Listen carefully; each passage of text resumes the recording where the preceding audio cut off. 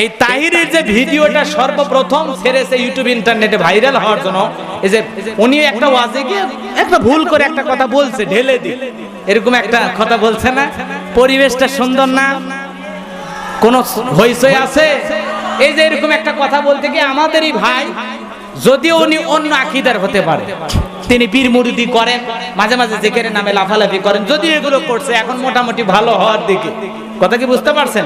সে কিন্তু খুব সুন্দর আলোচনা করতে পারে, কণ্ঠটা মারাত্মক আলহামদুলিল্লাহ, চেহারাটাও মাশাআল্লাহ, যোগ্যতাও আলহামদুলিল্লাহ, কিন্তু ওনার এলাকাতে যে পীর মুরিদির আসক্ত মানুষ বেশি, এজন্য হয়তো এই দেখতে দেখতে মোটামুটি পীর মুরিদি হয়, জিকির করবে যে মাইকটা ফেলে দিছে, আগে যাই হোক ভুল তুলুটি যা করছে, কিন্তু ছেলেটা এখন অনেকটা ভদ্র, মামলা খাইছে, যাই হোক। এই যে ঢেলে দিই, এই যে ঢেলে দিই বলতে গিয়া যে ছেলেটা প্রথম ইউটিউবে ছাড়ছে, প্রত্যয়ন হিরো, হিরো নাম, ওই ছেলেটা হিন্দু, ছেলেটা কি জোরে বলেন কি?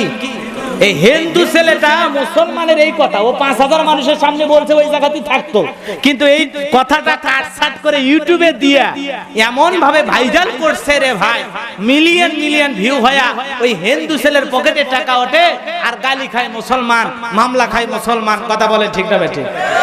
আজকে দুঃখ লাগে ওই জায়গায়, আজকে যে টিকটক ভিডিও দেখেন আর মজা নেন, আরে ভাই এগুলোর মধ্যে মজা নাই, এগুলোর মধ্যে ইসলামের ক্ষতি আছে, কথা বলেন ঠিক না বেঠিক? এই যে 2-2.5 ঘন্টা বক্তৃতা দিলাম, বলেন তো কয়টা গান বলেছি? বলেছি গান? একটা আজে বাজে কথা বলেছি? বলি নাই। আপনাদেরকে হয়তো বা হাসানোর জন্য বা মজা দেওয়ার জন্য যে উদাহরণটাও দেওয়া হয়, সেটার মধ্যেও শিক্ষা থাকে, কথা বলে ঠিক না বেঠিক? আজকে সেই কথাগুলো কাটছাট করে এই যে কলেজ ইউনিভার্সিটি পড়িও ছেলে আর মেয়েগুলো টিকটক ভিডিও বানায়, মহিলা মানুষ মোজদারি বানায়, কই আহারে কথা কন না লাগে রে ভাই। আমি গোলাম রব্বানী হুজুর ওয়াজ করছি, এখানে হাজার হাজার মানুষ বসে আছে, আর ওই মহিলা ওয়াজ করতেছে, মহিলা বক্তা মাথায় টুপি দিয়ে বদনার সামনে নিয়ে ওয়াজ করে, ওর চাপাত ধরে বাড়ি মারা লাগবে, কথা কোন ঠিক না ভাই?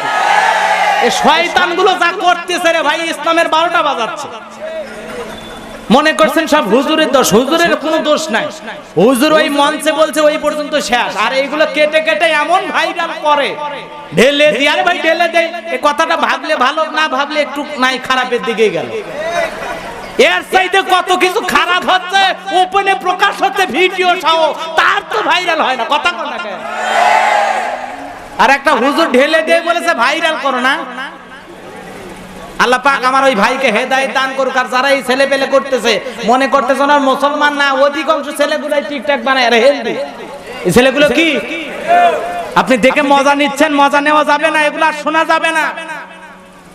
টিকটকের কোনো ভিডিওতে কোনো ক্লিক করবেন না, মুখে দাঁড়িয়ে আছে, মাঝে মাঝে ওয়াজ করে, সেই ছেলেটা এমন একটা চ্যানেল খুলে, ছেলেটার নাম হলো মনির, ওই ইউটিউবে চ্যানেল খুলে ভাবির সাথে দেবরের প্রেম, দর্জি এসে মাপ নিচ্ছে, কিবে কিবে ভিডিও দিয়ে একে মানুষের চরিত্র নষ্ট করলো, আর গাল খেতে হুজুরেরা, এ গোলাম রব্বানী হুজুরের দোষ।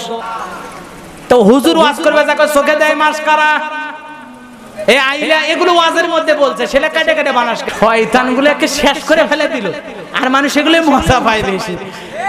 আমি একটা ওয়াজে যায় খালি কোনো মতে বলছিলাম, ওরে মমতা জাফারি, এগুলো শুনে সব মজা নিচ্ছে।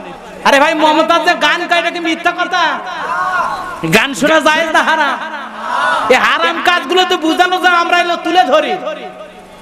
আল্লামা শামসুল হক ফরিদপুরি রহমতুল্লাহ আলাইহি, তার কাছে একদল মদখোর, জোরে বলেন কি খোর?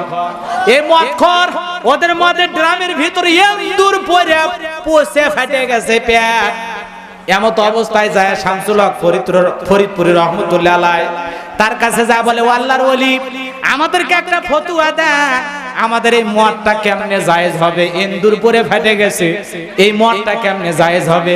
আল্লাহর ওলি ডেকে বলে, মদ খাওয়াই তো হারাম, তার আবার জায়েজ হয় কেমনে? বোঝেন নাই? মদের ড্রামে ইন্দুর পড়েছে, এটা একটা জায়েজ করার ফতোয়া লিখে দেন। আল্লাহর ওলি ডেকে বলে, বাবা তো খাওয়াই হারাম, আবার কিসের ফতোয়া? বলে না, এই হুজুর দিয়ে চলবে না। খুঁজতে খুঁজতে গ্রাম্য অঞ্চলে একটা হুজুর ধরে বলে, হুজুর আমাদের মদের ড্রামের ভিতরে একটা ইন্দুর পরে ফেটে গেছে, পচে গেছে, বলেন তো ইন্দুর ফেলে দিয়ে কি মদ খাওয়া যাবে না? ও চিন্তা করতেছে মদ খাওয়া হারাম, আর ইন্দুর পরে পচে ফেটে গেছে তো ডবল হারাম, এরা আবার ফতুয়া নিতে আসছে, ঠিক আছে ওই ইন্দুর ফেলে দিয়ে নাক বন্ধ করে খেয়ালে দেয়। ওরা এখন ওই চলে গেছে আল্লাহর আলেম। দেখেন ফতোয়া নিয়ে আসছি, তিনি বলে দিয়েছেন ইন্দুটা ফালায়া দিয়ে নাক ধরে তোমরা খেয়ে ফেলে দাও। আমাদের 1 গ্রাম মদ অন্তত পয়সা বাঁচলো।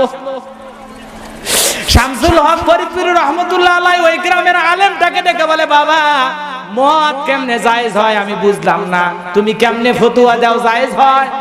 এইবার সেই আল্লাহর গোলাম আলেম বান্দা ডেকে বলে, ও আল্লাহর ওলি শামসুল হক ফরিদপুর রহমতুল্লাহ আলাইহি, আপনি বলেন তো মদ খাওয়া কি কয় হারাম? ইন্দুর পোষা গলে ফাটে গেছে, ওটা কি কয় ডবল হারাম? তাহলে হারামের হারাম খাবে, তার জন্য আবার কিসের ফতোয়া? কথা কোন থাকে? ওই হারামিরা হারাম খাবে, তার আবার কিসের ফতোয়া? খা তাতে গান শোনা হারাম। আর সেই কথা গোলাম রব্বানি হুজুর তুলে তুলে দোষ হয় না? কথা কোন থাকে? মানে একবার মঞ্চে মাইক ধরে যদি কয় বন্ধু যখন বউলায় আমার বাড়ির সামনে দিয়ে রঙ করে হাঁটতে যায়, ফাটতে যায়, ছিঁড়ে যায়, তালি দেওয়ার বুদ্ধি নাই। কি মজা যে মানুষ পায়, আছে না? না আসলে গান শোনা জায়েজ না হারাম? সেই দলিল কোথায়? আল্লাহ বলেন ওয়ামিনান নাসি মাইয়াশতারি লাহওয়াল হাদিসি লিউদিল্লা আন সাবিলিল্লাহি বিগাইরি ইলমি ওয়া ইয়াত্তাখিযা হুজুয়া উলাইকা লাহুম আযাবুম মুহিন। সূরা লোকমান আয়াত নাম্বার 6 আল্লাহ রাব্বুল আলামিন ডেকে বলে, মানুষের মধ্যে এমন কিছু লোক আছে যারা কাব্য কবিতা অশ্লীলতা বেয়াপনা বানায় মানুষকে আকর্ষণ করে, ডুগি তবলা বানায়, গানের আকর্ষণ বনে, নাটক সিনেমা বানায়। কথা কি বুঝতে পারছেন? এগুলো বানায় মানুষকে আল্লাহর পথ থেকে, আল্লাহর দেখানো পথ থেকে, বিধান থেকে আল্লাহ বিমুখ করে। যারা এগুলো বানায়, সাপোর্ট করে, দেখে, শুনে, পছন্দ করে, আমি আল্লাহ বলে দিলাম সবার জন্য জাহান্নামের শাস্তি। কিসের শাস্তি? মন খারাপ করেন মনে হয়। বর্তমান সাম্প্রতিক সময়ে 1 সপ্তাহ ধরে যেটা নিয়ে ভাইরাল একটা টপিক হয়ে গেছে, মাওলানা গিয়াসউদ্দিন তাহিরি মাহফিলে চা খাচ্ছেন, খাওয়ার আগে বলছে আপনারা খাবেন, খেলে আমি একটু ঢেলে দেই। এটা কিন্তু এমন কিছুই না। তারপরে এটা ভাইরাল হয়ে গেছে। এই ব্যাপারে একবার 30 সেকেন্ডে আপনারা একটা মতামত শুনবো যে মাওলানা গোলাম রব্বানী যুক্তিবাদী এই ঢেলে দেই টপিক নিয়ে আপনি কি বলেন? সম্প্রতি যে ঘটনাটা ঘটে গেছে, আসলে এই ঢেলে দিই মাহফিলে চা খাওয়া, এই বিষয়টা ওই 10-20 হাজার বা 5-7 হাজার মানুষের মধ্যে যিনি বক্তৃতা দিচ্ছেন গিয়াসউদ্দিন তাহিরি, তো ওনার এই বক্তব্য জাস্ট ওই জায়গাতেই সীমাবদ্ধ থাকতো। কিন্তু আজকে এই ট্রফিকটা ভাইরাল হওয়ার পিছনে টিকটক বানানোর এই যে ছেলেপেলেগুলো আছে, ঢেলে দিই চা দিয়ে সিনেমা গ্রাফিক্স পোস্টার বা বিভিন্ন ভাবে মানুষের সামনে এমন ভাবে উপস্থাপন করতেছে যেটা আপনার এমন পর্যায়ে পেপার, পত্রিকা, টিভি, নিউজ সব জায়গায় চলে গেছে। এবং 18 তারিখ থেকে 24 তারিখ পর্যন্ত এই শব্দটা সবচেয়ে বেশি ইউটিউব, ইন্টারনেট, ফেসবুকে এবং বেশি সার্চ হয়েছে এই শব্দটা ঢেলে দিই। তা আসলে এই বক্তব্যটা জাস্ট 5000-2000 মানুষের মধ্যেই সীমাবদ্ধ থাকতো। এখানে যে বক্তৃতা করেছে তার যদি এই কথাটা বলা ভুলও হয়, ওই 10,000 মানুষের মধ্যে থাকতো।